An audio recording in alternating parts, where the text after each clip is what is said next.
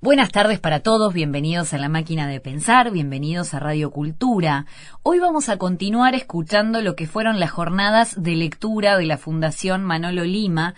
En la tarde de hoy vamos a escuchar la mesa que fue moderada por Johanna Holt, columnista y gran amiga de este programa, donde participaron los escritores Leonardo de León, Sebastián Rivero y Andrea Arismendi. Bueno, esta es la última mesa de lectura, parecía que estábamos esperando tanto tiempo para que pasara este festival y empezó el jueves en la biblioteca municipal y luego ayer en el Museo Mazzoni. Y hoy ya es la última y como que bueno, nos despedimos, pasó rápido el tiempo, esperamos tanto y vieron como es lo bueno, pasa rápido y bueno, mejor así, ¿no? Y es ese tema del tiempo que cada uno le da su dimensión. Y bueno, agradecerles a los que nos acompañaron todos los 3 días y a los que bueno, lo hacen por primera vez y los que también hacen de esta su primera visita a esta casa tan linda, que por lo menos en lo personal hace un año que me invitaron, como dijo Ariel, nuestros amigos Ignacio y Gonzalo, mis amigos, digo, y bueno, los amigos de varios, a ser parte de, bueno, ahora de como cierta comunidad y lugar de formación de varias áreas como fue en la época de Manolo Lima. Bueno, muy bien, y también, bueno, agradecer la oportunidad de estar acá, también esta invitación de formar parte del festival y la organización, Malonauta, que ha salido muy linda, y también hablando un poco no sé de la importancia, pero hablando de la experiencia de lo que es esto ayer, en la última mesa que estaba Gerardo, Damián, Leonardo, Leslie y Luis, hablaban, o sea, el tema de esa mesa fue la formación de los escritores, cómo se daba, y bueno, y recuerdo las palabras de Gerardo, que como director, y bueno, con toda su formación también después, hablaba de la importancia de los encuentros, de los ámbitos de como estos, ¿no? De socialización, de discusión, de debate, que son muy importantes para la formación de lectores, entre muchísimas otras más. Y yo le agrego que en realidad también esto me parece que es una oportunidad para la formación de lectores. O sea, para los que no escribimos, esto es una oportunidad exquisita para conocer de primera mano a muchísimos escritores, imaginen cada mesa 3 o 4, entonces como que de un golpe por lo menos nos llevamos un pantallazo y las ganas de decir yo quiero leer este libro o no, pero al menos lo conocimos. Y me parece que esto en Uruguay está muy bueno conocer y como dijimos de varios lugares del país y no solamente de la capital. Y bueno, eso tiene que grabar un poco el nombre de Maldonado. Y voy a comenzar, bueno, porque fue al azar en mi casa, preparando, me tomé, como dije el jueves, el atrevimiento de seleccionar un poquitito de la obra de cada uno, sin atomizar en el sentido de que no me leí todos los libros porque tampoco tenía tiempo, pero sí un poquitito para, bueno, hacer como un puntapié para que ustedes se presenten y bueno, y como ya vimos, compartir sus lecturas, que es lo más interesante, no lo que yo voy a decir. Indudablemente. Y bueno, voy a presentar a Leonardo de León, que el año pasado nos conocimos acá, creo que fue en octubre, ¿no? Noviembre, ¿no? Bueno, por ahí, fin de año. Bueno, sí, fue fin de año. Fin de año, que viniste a presentar tu último libro, me acuerdo que estuviste, la redundancia, pero muy lindo, bueno, o sea, puesto también ha sido un lugar para presentaciones y disfrutamos mucho y ahí te conocí. Y bueno, y sabemos que es docente, ¿no? Formado en nuestro departamento, así que bueno, es muy linda esta experiencia también de venir a formarse acá. Luego obviamente está radicado en su Minas natal, bueno, poeta, narrador, y bueno, y también comentaban que habían empezado con esto de la escritura con sus compañeros editando revistas como Iscariote, que ayer contaba Damián, y ya es muy linda esa experiencia. La Letra Breve en San José, también del semanario Minuano, colaboró, columnista de libros en la revista Megafón de Buenos Aires, y después también, bueno, varios premios, el tercer premio nacional de relato breve en la Intendencia de Durazno, también una mención de honor con el cuento Borges Recuerda, en el primer concurso nacional Paco Espínola. Narrativa publicó Novela Luna, con el que obtuvo el primer premio nacional de narrativa. En poesía publicó El hacha del bufón, El bardo bisonte, Otra piedra de sol, entre otros. Y bueno, y sus últimas publicaciones son La vida intrusa, y me acuerdo, bueno, que son uno que estuvo acá, y creo que hay alguno más que está, ¿no?, por salir también. Sí, terminé novela nueva hace 15 días, no sé. Excelente, así que ya lo tenemos como agendado para venir acá. Bien, y de estos 2 últimos libros, rescato algo que me pareció que tenían algo que ver en su proximidad en lo estilístico. Después cuando capaz que algunos los conocen y los que no los leerán, y me pareció que era un compendio de infinitas oraciones sencillas pero profundas, que conjugan la vida intrusa hacia el escritor, hacia el propio autor, que es Leonardo, otros escritores, o sea, otras referencias y citas, y a su vez referencias del mismo libro o esa novela que está escribiendo. Y me pareció que me dejaba como sin pausa, como lector, y en realidad creo que el mismo libro le pide una pausa al lector, como para ir procesando qué está pasando, o de repente seguir y dejarse avasallar por esa catarata de descripciones y oraciones, como esas sencillas, pero muy, muy profundas. Y rescaté esta partecita. Tengo años enteros bloqueados en la memoria de la infancia. Me gusta cenar afuera. Más que los acordes de una canción, me interesan los enlaces, la progresión, el silencio entre las notas, como decía Mozart. Me he sentido tentado a usar un berimbau como arco. Y más allá, más adelante dice, si percibo una cucaracha, lo hago aterrado. Desconfío de los lectores que me leen para saber algo de mí. Y yo le pregunto a Leonardo, ¿siente miedo Leonardo de desnudarse así frente al público, que descubran sus hábitos, sus reflexiones, su pasado, y tocando varios ángulos de su vida, su familia, su hoy, su ayer? ¿No? Y también te dejo otra preguntita, ¿y cómo hiciste para seleccionar qué digo de mí? ¿No? Demasiado. No, sos una mala persona.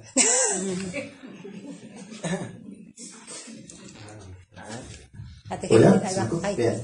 Bueno, muy buenas noches. Gracias por la invitación a todos los involucrados. Estos encuentros, si dijo esto Ciancio ayer, suscribo, son maravillosos, no solo porque uno aprende mucho de los demás escritores y no, sino porque uno aprovecha para ver amigos que le ha dado la literatura y que muy ocasionalmente nos concitamos todos en el mismo espacio, ¿no?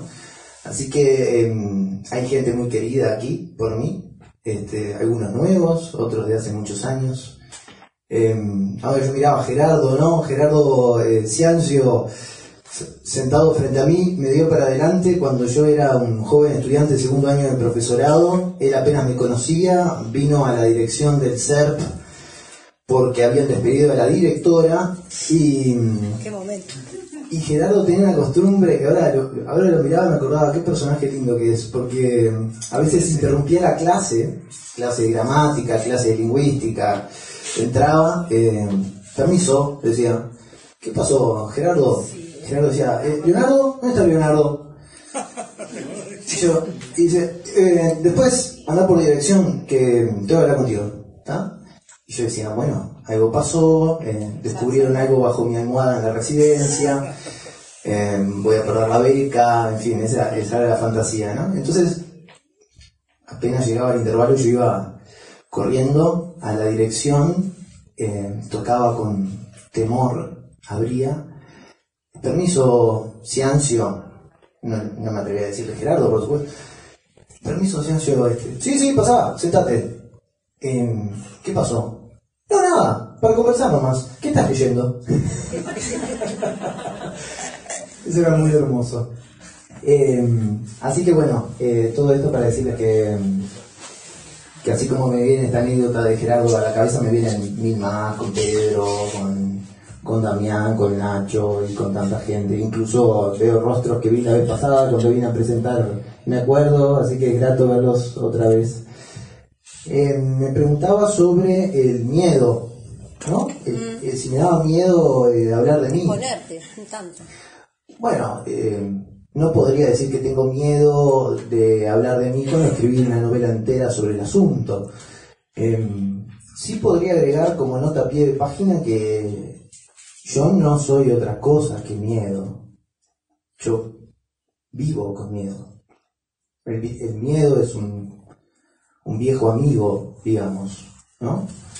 Por algo soy un neurótico diagnosticado y en tratamiento. Así que ya no me preocupa el miedo porque en algún punto es parte de mí. Sin embargo, cuando decidí escribir La vida intrusa, que es un largo párrafo de unas 140 páginas, donde voy haciendo oraciones muy breves, con la intención de que cada una rompa el efecto de la anterior, hiladas por una referencia unívoca, ya que todas las oraciones están dirigidas al yo, a mí, o a un yo de la escritura, que no necesariamente tiene por qué corresponderse con Leonardo de León, autor del libro. En realidad, cuando decidí eso, me preocupó que el libro cayera o fuera leído como un libro desde un narcisismo desatado, así dijo Alicia Torres, y yo agregaría estúpido, en el sentido de que si el libro se leía únicamente para conocer algo de mí, me parecía un trámite de lectura muy tonto, muy llano, muy elemental, sin ninguna rugosidad. De todas maneras, como ejercicio era interesante, y estuve escribiendo mucho sobre mí, poniéndome encima una lupa que condensaba los rayos de todos los estímulos provenientes de la realidad y los hacía caer sobre mi cabeza con una fuerza bastante insoportable. Cuando te vigilas a ti mismo durante muchísimo tiempo con minuciosidad, te conviertes en un intruso, en un extraño para ti mismo, como suele ocurrir cuando uno se mira mucho tiempo en el espejo y ve surgir de ahí un extraño. Pero por esos días vino un amigo mío, profesor de astronomía, Rodrigo, que ocasionalmente lee, pero no es un lector así profesional, digamos, o vinculado estrictamente con el ámbito de la literatura, y yo le leí algunas de las cosas que estaba escribiendo para ese libro, y rápidamente él amonestaba o intervenía diciendo cosas como: sí, a mí una vez me pasó algo parecido. Mirá, yo tengo esa manía, pero al revés. O cosas así. Y rápidamente me di cuenta de que a partir de un autorretrato, al fin y al cabo era eso lo que yo estaba confeccionando, Rodrigo estaba confeccionando el propio, y ya no estábamos hablando de mí, sino de él.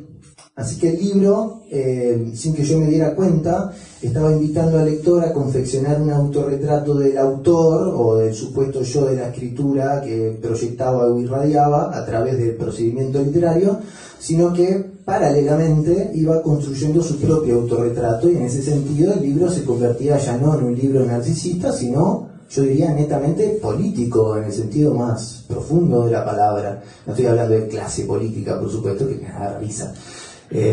Entonces, ahí perdí el miedo, ¿no? Porque en algún punto en ese yo entraba todo, y ya la intención era hablar de mí, sino oficiar de pretexto o de coartada para que el lector pudiera verse a sí mismo a través de el espejo de mi escritura, si me sigue en la metáfora tontuela que se me ocurre. Entonces, bueno, básicamente ese fue el proceso, y no tuve ninguna clase de miedo. Por supuesto, tuve que ser cuidadoso en algunas ocasiones. Cuando había anunciado que me comprometían directamente, sobre todo mi rol de hijo, mi rol de amigo, mi rol de padre, fui cuidadoso con las palabras para que nadie se sintiera herido. Y hasta entonces, hasta ahora, nadie ha ido a buscarme a casa, ni me ha golpeado la puerta con la culata de la escopeta o algo así. Así que más o menos salió bien, y lo que sí te puedo contar, que fue bastante desafortunado, es que después de un rato de hacer el ejercicio en una agenda vieja, yo uso las agendas que me regalan para escribir, decidí pasarlo a computadora, y eran, creo que 32 páginas, y yo dije, no puede ser que yo sea 32 páginas. Entonces ahí hubo que reforzar o cambiar de lente, aumentar el aumento y volver un poco más obsesivo el juego, al punto de volverse insoportable, ¿no? Te vuelves el centro inevitable del mundo cuando te vigilas así, y ya no te aguantas, ¿no? Yo creo que me curé de toda vanidad después de este libro, aunque cualquier lector seguramente piense lo contrario. Incluso llegué al extremo de pedirle a mi novia que me desnudé, ¿no? ¿Ves que no tengo miedo? Sí. Me desnudé y le dije, contame los lunares, ¿no? ¿El qué? Me quedó mirando como diciendo, ¿vos quién sos? ¿No? Contame los lunares, que no sé cuántos lunares tengo. Y lo necesito para la novela, ¿no? Entonces ya empezó 1, 2, 3, 4. Lunar en el culo, ¿no? Cosas que no sabías, ¿no? Y el ejercicio implicaba también estar todo el tiempo tomando nota en el celular o grabándome audios. Iba caminando por la calle, había un vecino cortando madera y yo sentía el olor de la madera y me decía, qué rico el olor de la madera recién cortada. Y rápidamente al celular, me gusta el olor de la madera recién cortada. Y así obsesivamente durante... ¿Cuánto tiempo? 3 meses, ¿no? Tardé 3 meses en juntar la información y después tardé unos 6 meses más en ordenarla. Me hizo acordar a mis tiempos de cine, ¿no? Cuando yo me dediqué de manera amateur a hacer cine. Claro, uno puede escribir el guión, no sé, en un par de semanas, el guión de un corto en un par de semanas, podés rodar en 2 o 3 días con algo de organización, pero después te pasás editando el corto, no sé, 3 meses, ¿no? Y bueno, fue algo así el proceso. Miedo, mucho y ninguno, como ves. Muchas gracias, Leonardo. Y ahora vamos a presentar a Andrea Arismendi, que la tengo acá al lado. Poeta, narradora, docente, también cursionó en la maestría de teoría de teatro, ¿sí? Somos colegas de alguna manera en la máquina de pensar, compartiendo a Pablo Silva como Olazábal como jefe, como le decimos, con Ignacio. Y bueno, Ignacio de Montevideo, y bueno, lo tenemos de visita. Bueno, también ha participado de publicaciones como 56 años viviendo con Cristina Pérez Rossi, publicado en revistas Tenso, Diagonal y Lento, así como en la revista argentina Axón, incluida en las antologías, seleccionada para ser incluida en las antologías Cuerpo, Palabra y Creación y Género Oriental. Sus libros de narrativa son Cuando eso acecha y Memoria de una ciudad, y también tiene poesía, de la cual extraje un fragmentito de Detalle de los bosques de Trópico Sur y Guerra, editorial Encuentros. Y justo, bueno, tenía mi alcance en Detalle de los bosques y encuentro que lo prologa Pedro Peña. ¿Está por acá? Así que bueno, redondito. Y seleccioné esta partecita de Pedro que dice: los bosques como algo incomprensible, los bosques como una invitación al pasado, los bosques como un lugar oscuro que también puede ser luminoso.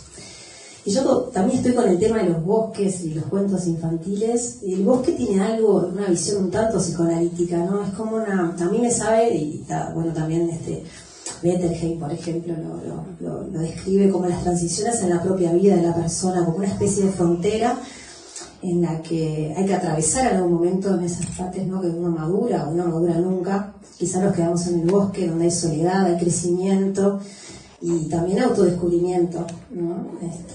Me encanta esa imagen. Y en la voz de Andrea dice esta partecita: cuando niños íbamos a la frontera delineada por los árboles y jamás cruzábamos a la inmensidad. Hoy somos la inmensidad que cubre las hojas. Hoy somos lo extraño que habita el bosque. Y más adelante continúa: yo del bosque me acuerdo clarito. Ahí quedaron los sueños universales de mi hermano, perdido entre las hojas, viendo el cielo con aroma a pasto. La clavícula de Andrés, rota entre las raíces. Mi bici ya oxidada y renga, enterrada en ese olvido. Y esta pierna impar que me sigue para siempre.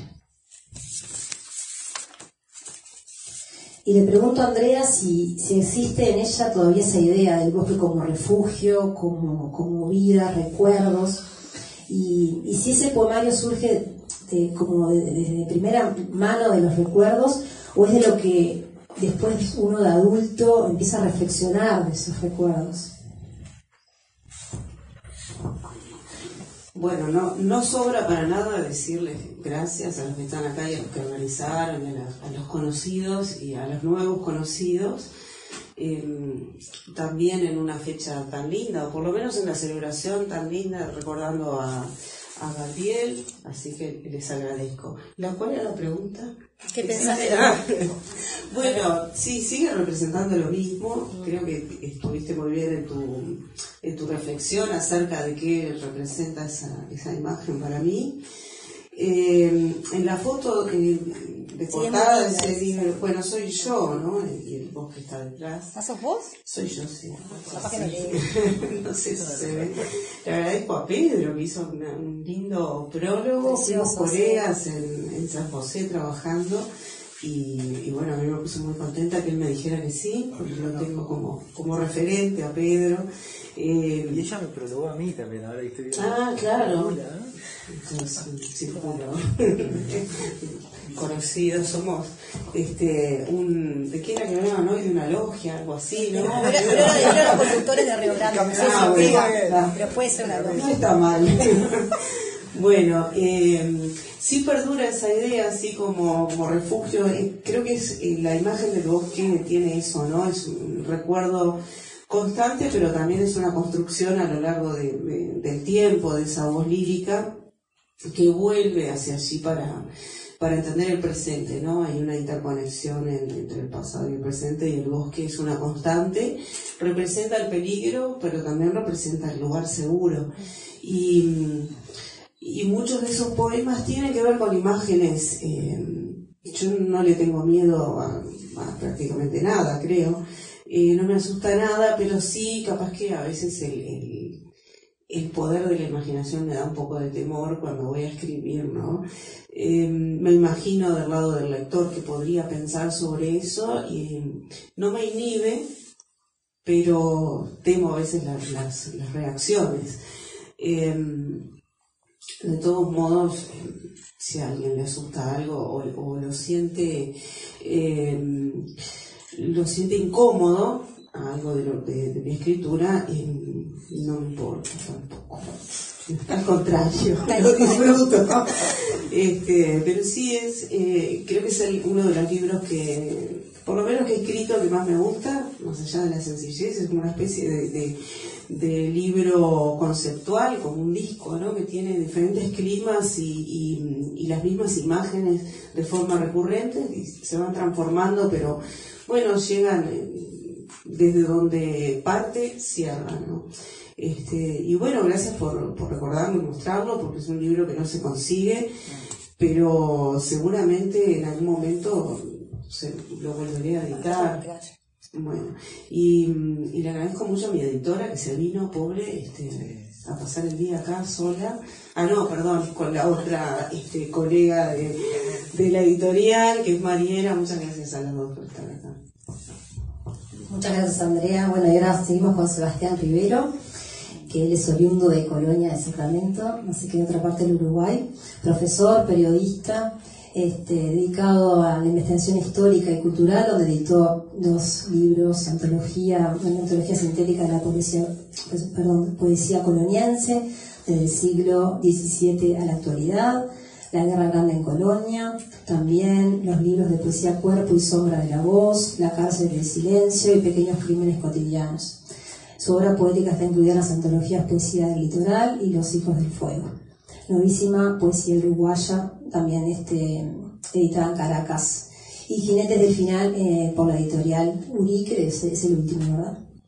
Y de este último rescato este poema.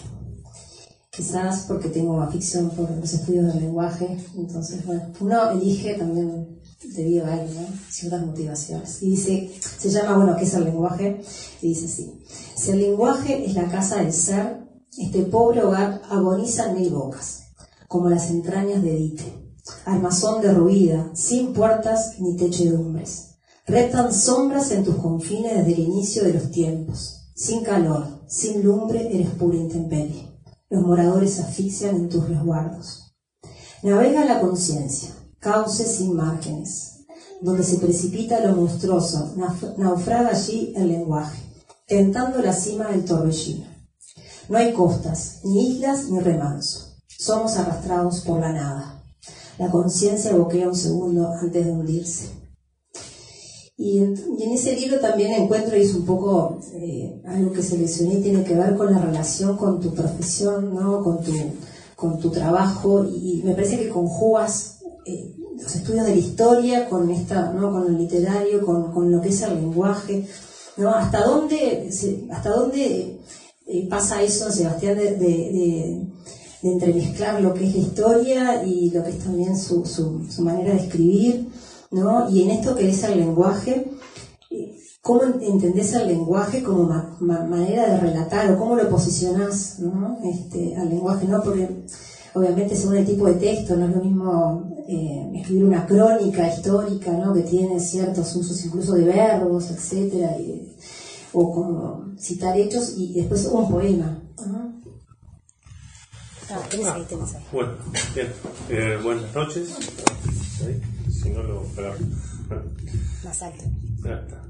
Bueno, ahí. Está bien. Ahí está. Bueno, buenas noches. Bueno, un gusto de estar por acá. Felicito mucho a los organizadores. Y bueno, y enorme gusto con tantos amigos escritores que son varios. Y bueno, siempre es bueno cuando surgen estos encuentros otra vez verlos. Bien, sobre ese tema, bueno, sí, en varios de los libros estos, ya son 7 libros, y este es el último, y está ese vínculo con la historia que puede aparecer de múltiples formas, ¿no? Por ejemplo, en uno que es República, es la historia del Uruguay, tomando algunos puntos y personajes. Otro es una especie de epopeya lírica sobre Colonia del Sacramento, desde que se funda, ¿no? Hace todo ese episodio con Lobo. Pero en otros más puede ir desde el Cantar de Gilgamesh hasta el tema de los desaparecidos, ¿no? Y entonces la historia puede aparecer en múltiples vínculos. Y también, bueno, eso, ¿qué relación hay entre la historia como disciplina y la escritura? Bueno, puede haber varios vínculos. Una que, bueno, la historia igualmente es una narración, ¿sí? Digamos, cuando uno escribe historia, también está lo literario allí. Pero en este caso el uso que hago de la historia a veces es más paródico, es más como un uso puede ser a veces como una burla de lo que es la historia o la historia como esa historia con mayúsculas, ¿sí? Y también en muchos casos puede ser una cosa más erudita de ir a episodios que no se conocen mucho, como por ejemplo de la historia bizantina y de, por ejemplo, Focas, que fue que usurpó el trono de Bizancio. Entonces pueden aparecer hace muchas de estas cosas, pero bueno, digamos, como citas, sí, es como es un juego de intertexto que se da, digamos, en varias cosas. Y también ahí entra como otra beta más el tema del lenguaje, y bueno, Gerardo Gesiancio, que hizo el prólogo, el último libro, destaca esto de que, bueno, en este libro, pero en otros previos, está ese tema del lenguaje como otro elemento más, digamos, como otra reflexión más, pero que tiene que ver a veces con el ser y bueno, con el ser en el mundo, ¿no? Quizás el tema histórico tenga que ver eso con la posición de uno y de todos en la historia y bueno, y en el mundo, y ahí creo que cumple un rol importante la de palabra. Bueno, sería eso. Y en ese sentido a mí me pasó de también que es una apelación al lector a tener que conocer esas citas, o están hechas para eso, o bueno, el que las sabe y el que no tiene que ir a buscarlas. No. Había varias, yo creo que ¿cómo la conocía? No, creo que puede ser un incentivo, pero aparte de eso, un texto es un texto. Puede ser que uno pueda disfrutar de cómo esté hecho, aunque no sepa de qué trata, pero bueno, puede ser a veces un incentivo para, bueno, a ver de qué trata esto. Y bueno, entonces quizás ir, y también acá, y ya te cierro, el tema del viaje. Yo creo que yo hago un poco, escribo como si fuera un viaje. Ahí está, bueno, una alusión a Humboldt, y bueno, digamos, eso creo que es algo más que siento que, bueno, que el que lee se va a sumergir en el viaje que las invita a vivir. Continuamos escuchando la mesa de lectura de la Fundación Manolo Lima, moderado por Johanna Holtz y con la participación de los escritores Leonardo de León, Sebastián Rivero y Andrea Arismendi. Me acordé de una cosa, me hicieron acordar mientras Fonseca leía el poema, y eso me acordé de cosas de Gabriel, persona que vi en varias ocasiones, conversé con él, en alguna ocasión coordiné una mesa donde él estaba invitado. Recordé que lo vi una vez en la presentación de un mini libro de él en la Casa de la Cultura de Minas, editado por un paraguayo inefable.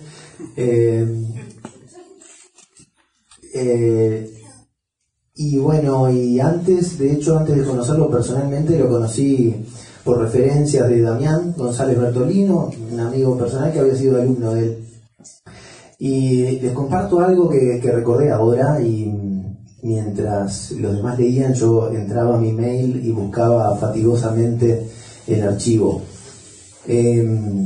Gabriel falleció el año pasado y unos 3 meses antes yo perdí a mi papá.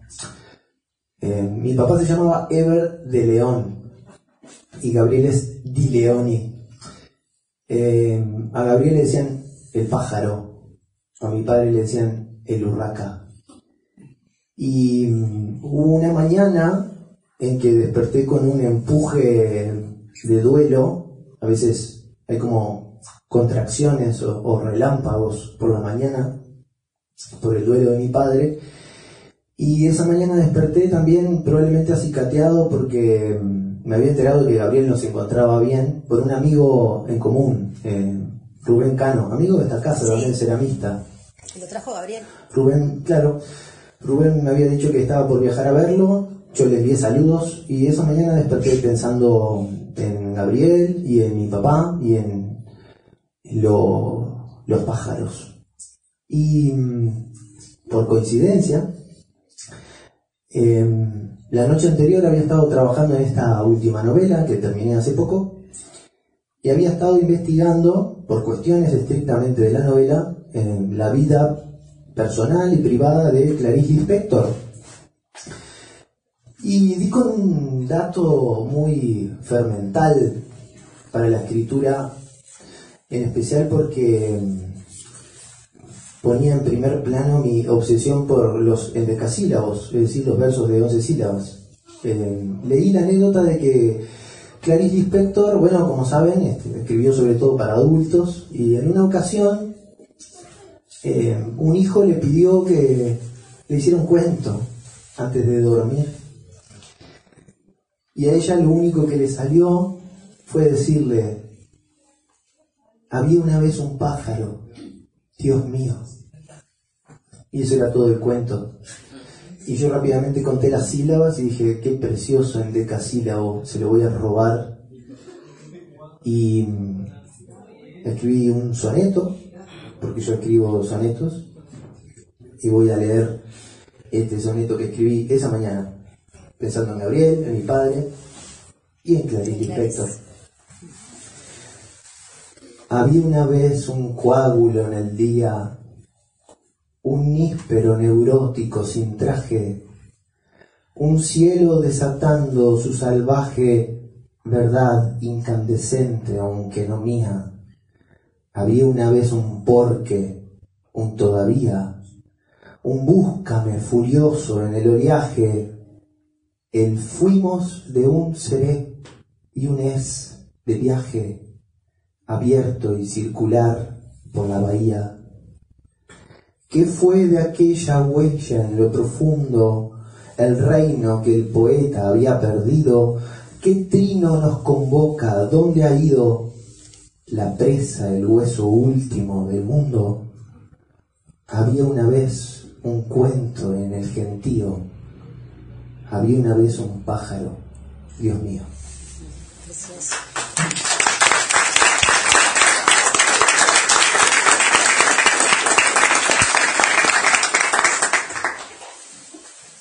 Y bueno,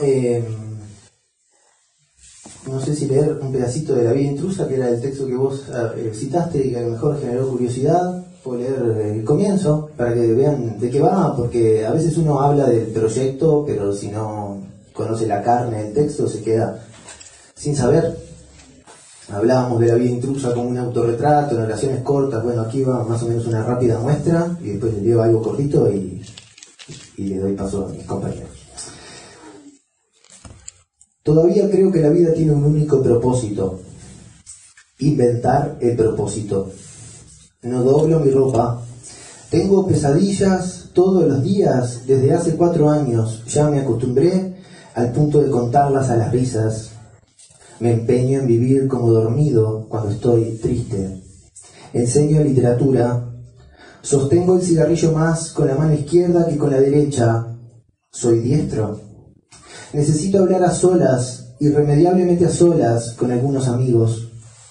Siento envidia de las piedras. Mi padre es pintor de autos, mi madre modista. Cuento historias que han ocurrido a otros como si me hubieran ocurrido a mí. No soy mitómano. Planeo escribir una novela literalmente atravesada por un poema roto e inconcluso. Abro paréntesis. La piedra abre los ojos para el viento, invierte el parpadeo de su soplo. Cierro. Una novela sin argumento. Camino por la acera de la derecha, salvo en casos de fuerza mayor. No aguanto las migas en la cama, aunque disfruto de sacudirlas y verlas saltar como pulgas. El fuego me hipnotiza. Tuve una alumna que era violada por su padre. Si fuera mujer, sospecho que sería más feo. Presumo que los insectos, cuando quedan inmóviles, traman algo espantoso. Evito competir porque si lo hago entro en contradicción. Quiero y no quiero ganar. Me he enamorado de ideas equivocadas. El primer cigarrillo del día me marea. Entro en los locales bailables como un perro mojado. No soy creativo para insultar. Busco los lentes teniéndolos puestos. Siempre es hoy en mi cuerpo. Siempre es ayer y mañana en mi pensamiento. Siempre es siempre cuando escribo. Sé pedir perdón. Sé perdonar. Sé perder. Comencé a fumar a los 28. Siento menos de lo que presiento. Definiría al prójimo como el gran problema de mi vida. Defiendo el ocio a capa y espada. Camino encorvado. No conservo amigos de mi infancia ni de mi adolescencia. Me enfurece que en el idioma español no exista una palabra que rime de modo consonante con tiempo, salvo contratiempo o destiempo, que son casi lo mismo. Cuelgo la ropa del revés para cuidarla del sol. No soy alto, no soy enano. Los días de tormenta, antes de que la lluvia se descuelgue, salgo a contemplar el espectáculo de luces, movimientos, enlaces, alaridos de otro mundo. A veces fantaseo con correr por un prado y atraer al rayo, morir por exceso de energía y de luz, morir como he querido vivir.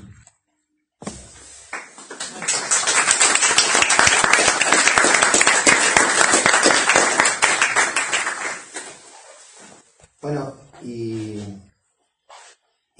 me acuerdo, que es una lista de recuerdos, voy a leer un fragmento que, no sé, que me gusta.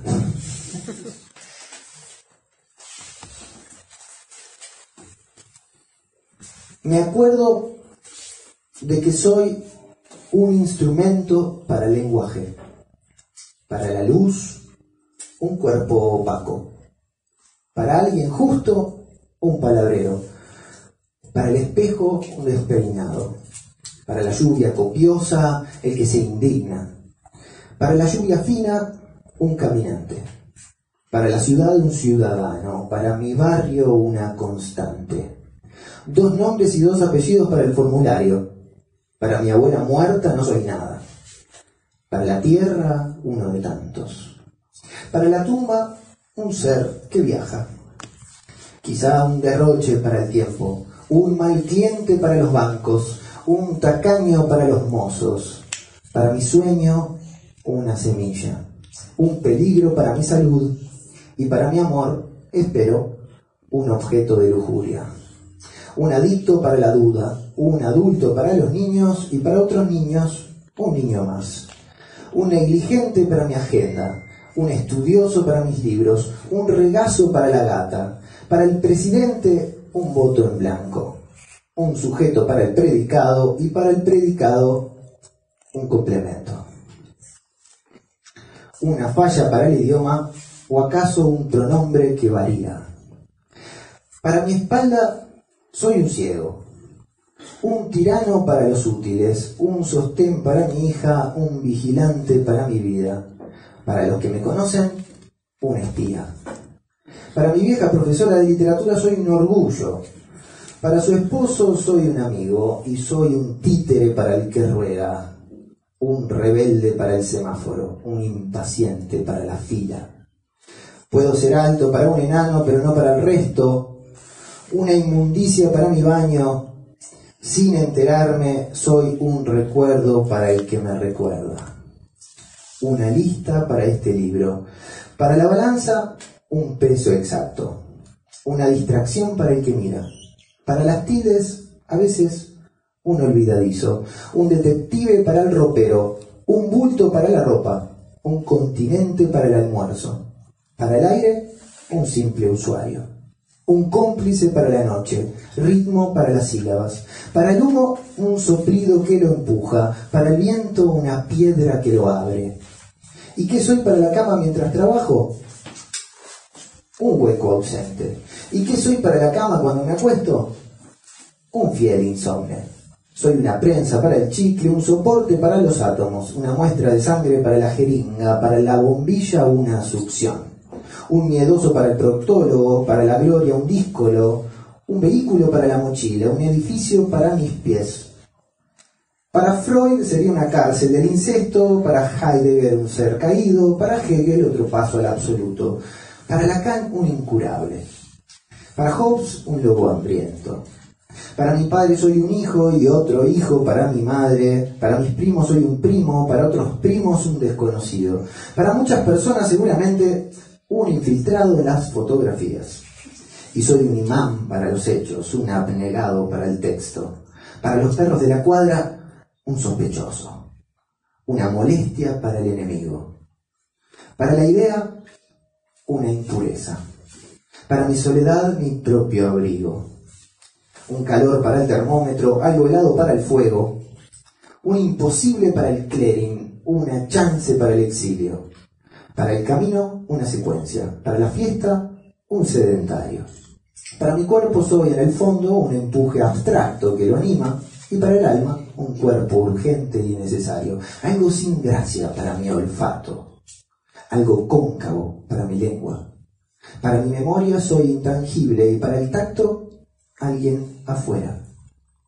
Para el deporte un marginado, una voz para el que lee. También soy algo externo para mis ojos, también para otros ojos. Más de lo mismo para los diarios, más de lo mismo para el poema, más de lo mismo para el latido. Y un hambre para el estómago. Y para Dios, una insistencia. Y química para el químico. Y biología para el biólogo. Y física para el físico. Y para el prójimo, Leonardo. Y para unos pocos, con suerte, una multitud. Gracias.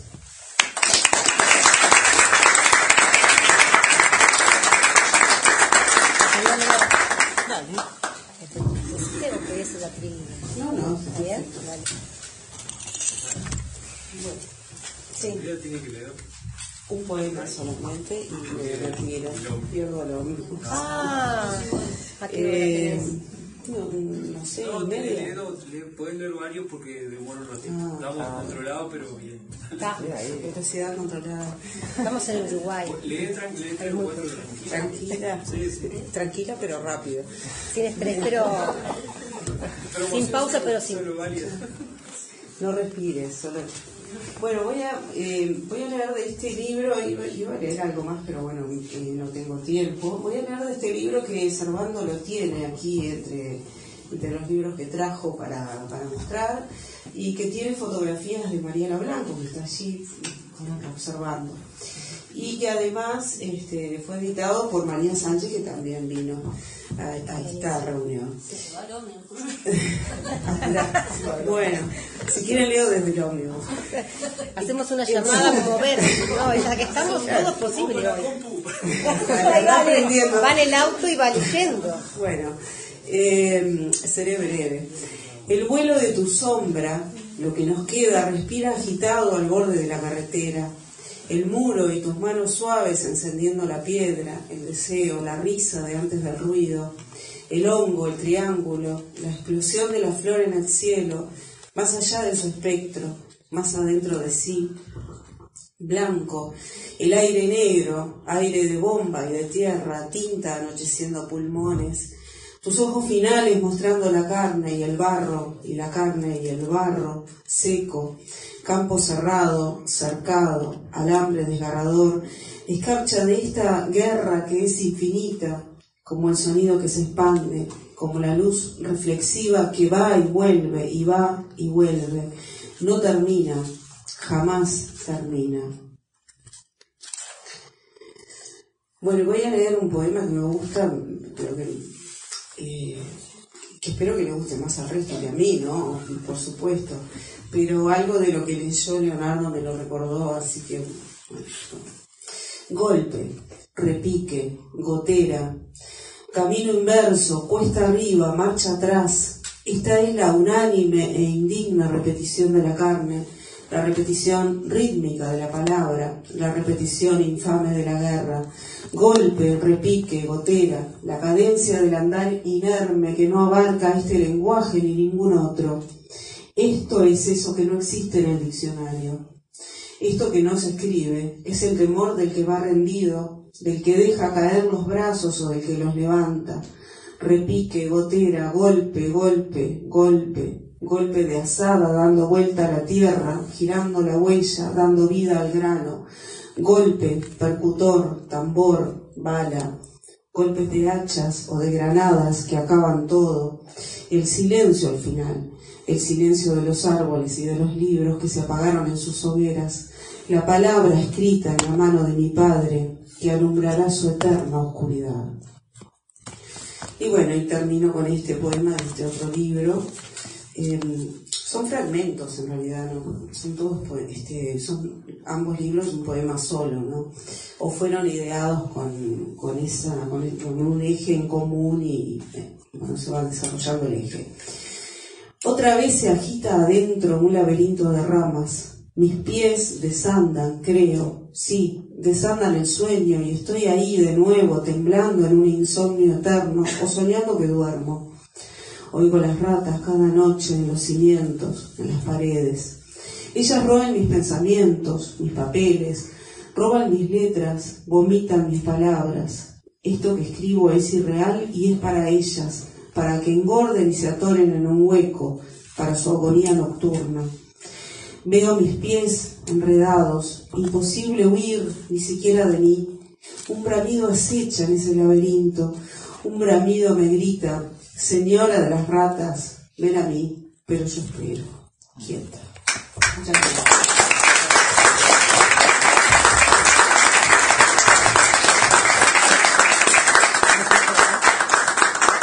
No sé si tengo que salir corriendo o qué. O sea, la logística, yo no, esa parte no. Sí, ya, es más, llegó él antes a lo terminar que yo.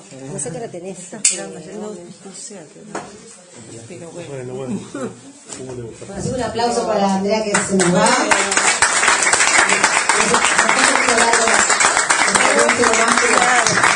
Me voy, pero volveré.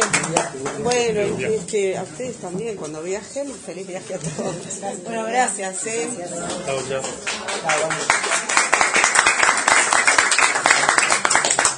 Bueno, seguimos con Sebastián. La tenés ahí. Bueno, bien, esto es del libro Imagen en la piedra.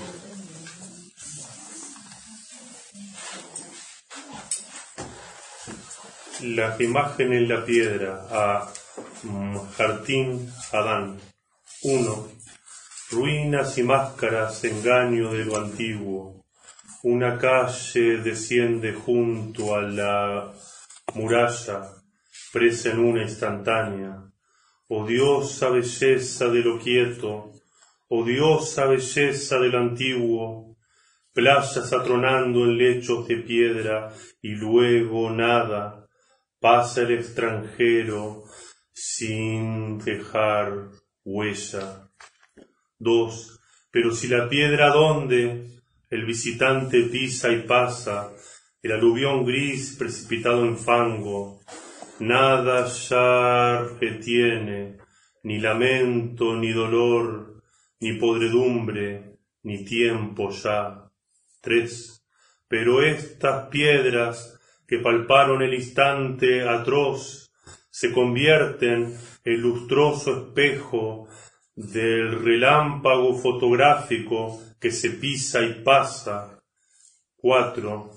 Porque desde las alturas de Machu Picchu a esta austral ciudadela, todas son piedras amontonadas para la Kodak, dijiste, para no saber dónde comienza el yo y el sentido. 5. Deambular como los otros, ser un turista más entre los gringos, dijiste. Ya nunca más preguntarle a las piedras, a su tiempo muerto, por qué el instante. 6. Ahora y en los ahoras que sigan, pisa y pasa, dijiste. Negará cualquier razón, cualquier palabra, porque sólo la piedra en la imagen fotográfica es la verdad. 7. Lo que ves no es un río, aunque escuches su eco, aunque lo mires golpear como obstinada bestia mansa, perderse, escurrirse.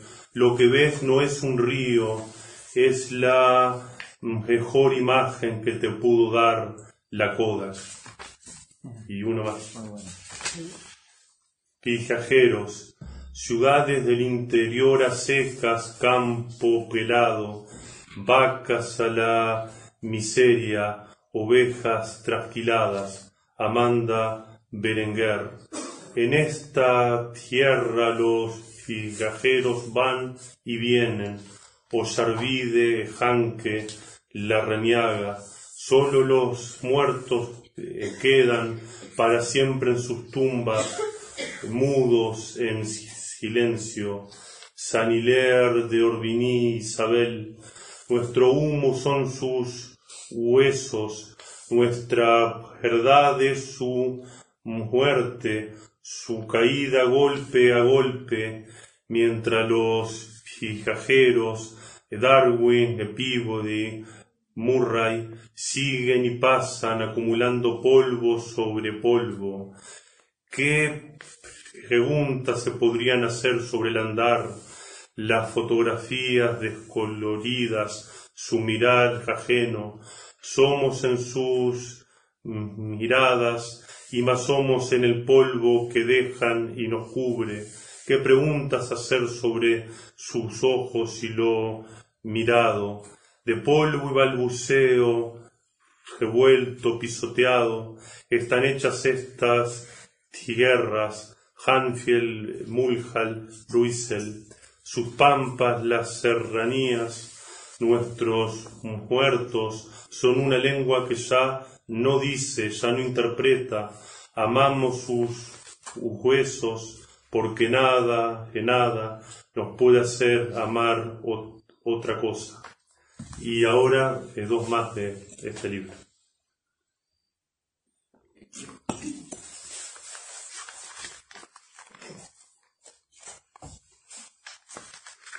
Como el perro de Goya, naufragando en la tormenta, no conoce el abajo ni el arriba, ni la herida de su miedo, su lucha o su dolor. Patalea ajeno al cielo, al devorador pulso del mar, solo se mantiene a flote, por el asco de respirar o llenarse de agua los pulmones. Como el perro de Goya, estamos en la historia, surcando esta tormenta, inmóviles, hociqueando. Y el último. Ruido silencioso, la noche está conmigo, sus corceles, la terrible pureza de su nada. Percio, apagón de sentido, caída de las horas en la máquina, borbotones de oscuridad, la noche entre nosotros al descuido, susurrante, chistidos, animal que abandona el primer plano. En el salón vacío de la mente se anuncia la noche,